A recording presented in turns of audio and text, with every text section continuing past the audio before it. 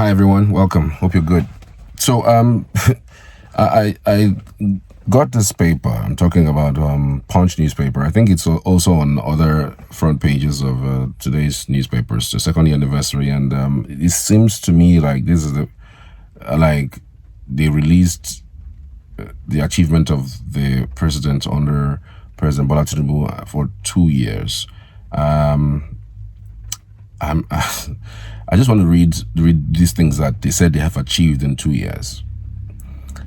They have achieved over 900,000 beneficiaries of presidential loan and grant scheme. 900,000 beneficiaries of presidential loan and grant scheme. Not 9,000, not 90,000, not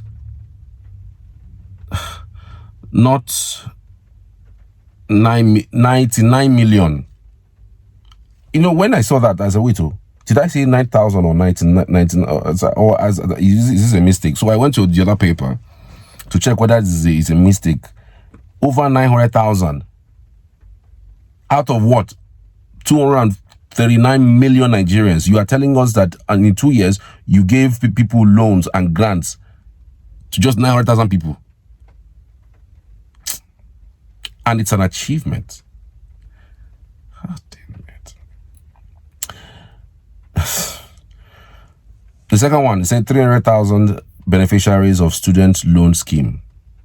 300,000 beneficiaries of student loan scheme. So, I don't understand it. He's giving somebody loan, an achievement. Like, carry money, give person. It's an achievement.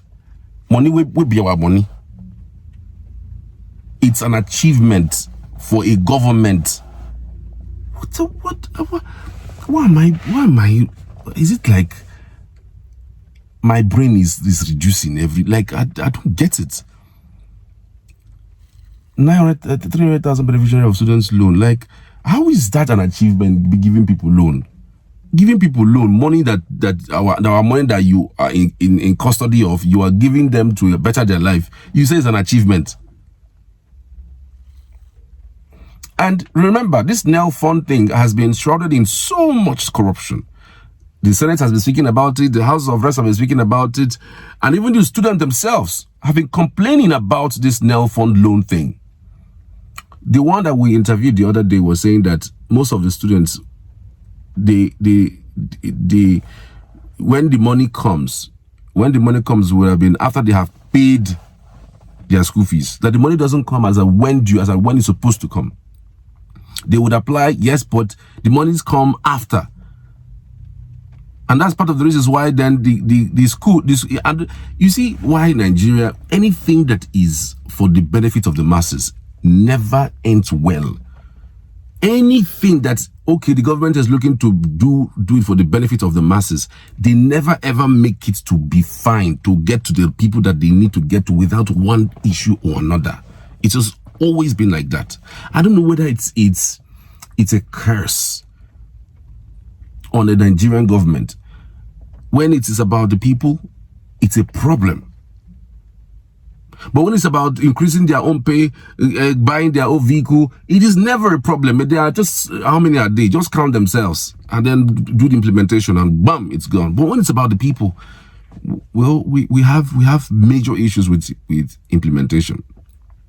Students are complaining that the school that they are even in will tell them to go and pay, that they've not seen any money, or that they should go and pay, and then they will pay. And then the school doesn't even inform them that they have paid, though. They hear it on the pages of the newspaper, just like people hear these things. And of course, when the money hits the account of the school, the school keeps quiet, and they start maybe continue using monies for other things. Remember that time they were saying something about, okay, you know, the school refunding the money. That was what happened. So you see how this thing is just shrouded in so much secrecy, and then therefore tomorrow will come and say there's no news, there's no fraud. Senate will come tomorrow and say there's fraud, there's investigate. We're going to go to investigate. Man, this government. Then there's another achievement here that I thought that was preposterous. 70,000 naira minimum wage payment. I needed to laugh. It's an achievement of this government. Do you know there are some state government that are not even paying that? Do you know that before they even implemented the NYSC's 77,000 naira that they promised to pay them, do you know that it took almost a year? It took an NYSC lady, Raye, to scream and cry, and he possibly did content and wanted to do a 30-day challenge. But the first one hits them like a nerve. And they now agreed to implement it. Whereas they had announced this last year that they would increase it to 77,000 naira. But anything that has to do with the populace is always delayed. There's always a problem. It's always not, there's an issue with it. But when it comes to them, they easily implement it.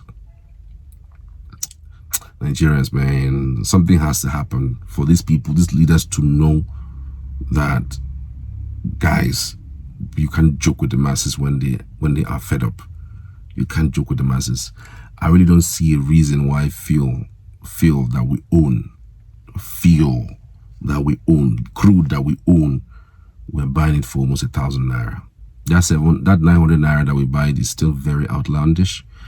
It should be somewhere around 500, 400, 500. That is where I think that fuel price should be at.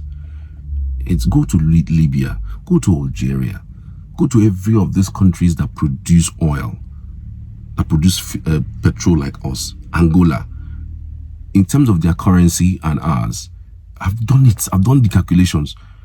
The highest is 600, 700. The highest, the countries that produce, that have their crude, highest 600, 700, highest. But our country with this population, we should be at least around 400, 450, 500. But successive governments have refused to get to sell off these refineries that we have, put it on lease, or do a PPP program. Every president that comes wants to be the minister because they know what they're seeing.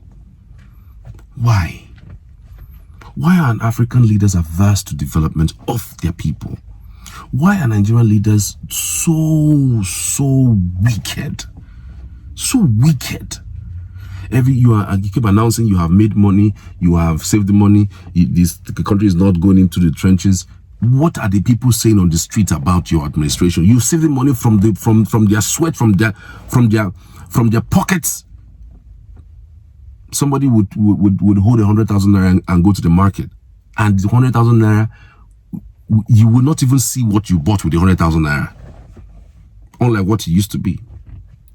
It's terrible. It's terrible. Another one, they say that they have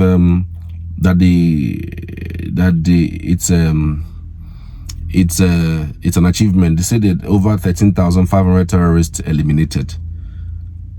When was the last time we conducted the census in Nigeria? Do we even know how many we are? We're only estimating. Do you know how many in Nigeria? Do we know how many we are? We're only quoting World Bank, quoting IMF, quoting people outside this country. We have never, since 2006, we did the last census. Up until this day, we haven't done a census. So this is a census that 2006 is over more than 20 years ago. We're supposed to have census every 10 years. 2006 would have been 2016. It's going to be 2026. We're 20 years behind the census that we're supposed to do. So if we don't know our own population, we don't know. We have not sat down to count people in this country to know how many we are. How did we know the amount of terrorists that we have killed? Who was counting? No, let's be realistic now. Who was counting? Who was counting? And when they kill, do they go to count? These guys, they thought they were talking to kids. 4 new landmark tax bill. Over $8 billion in new oil and gas investments unlocked. Over $800 million realized in processing investments in solid minerals in 2024. My brother, look, these things, when they talk to me, they break my head. I mean, I need to be sane to be fine this period. It's the end of the month, and I just need to do something extraordinarily fine. Okay, all right. Take care of yourself. Tell me what you think, though. What's your scorecard of this administration in the last 2 years? Let me know what you think. Right.